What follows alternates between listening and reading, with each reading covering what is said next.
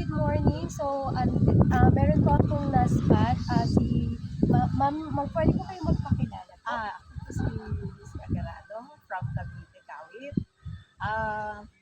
Provincial Director po ako ng Full Spectrum Riders Association of the Philippines Cavite Chapter and Secretary po ng regional na Full Spectrum, ganun din po yung FSRAP. Wow, napakarami Yes namang po. ganap po ni Mother. Oh, ilan taon na po kayo? I'm going to be, magiging 61 na ako. Oh my God! This is month. This month, so, Kaya, happy birthday po. So, parang ano pala, sa 30. Opo, actually, sabi ko nung nakita ko po kayo kanina, gusto ko po kayong ma-interview kasi the reason why, bakit napaka-active nyo even at your age po. Opo, ano po yung ano po, Siguro po, sikreto niyo po? healthy living lang, happy ka Oo. sa ginagawa mo. Yes po. Opo. And, syempre, pinaka-importante, good news. Gano'n na po Doon kayo katagal? nagre-reflect yun. Opo, gano'n na po kayo katagal na rider?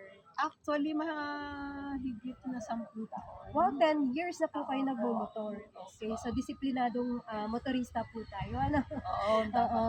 So bakit po tayo nandito ngayon sa event na to? kasi po nag-organize si bro ng sa yung, eto nga yung Opo. riders na to. And then, in-invite niya ako as participant and at the same time, magmamarshal ang Oh, talagang magma-martial pa po kayo. As in, Yes kayo po. po yung magga-guide po sa amin mamaya. Yes po.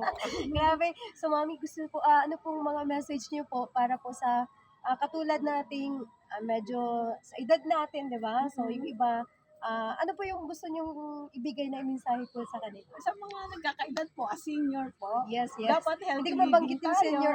Hindi, aminado na po ako dahil dual citizen na tayo, no? Opo, pwede lahat. Dapat po, healthy living, may disiplina sa sarili.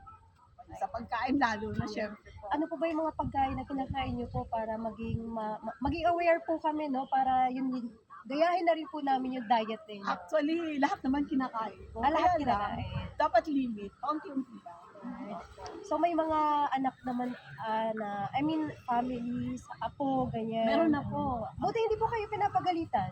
Ang asawa ko very supportive yan. Katulad ngayon, sabi ko, mag-rides kami bukas. Rider din po si sir. Hindi po siya marunong mag-drive. Ay, So, di ba? family ako lang ang driver. Talaga, so supportive naman po siya. Oo, siya nagpe-prepare mga okay ka lang ba, mag-ingat ka. Tsaka alam niya ang labo-labo. Ayan. So mensahe po para sa ating mga rider po.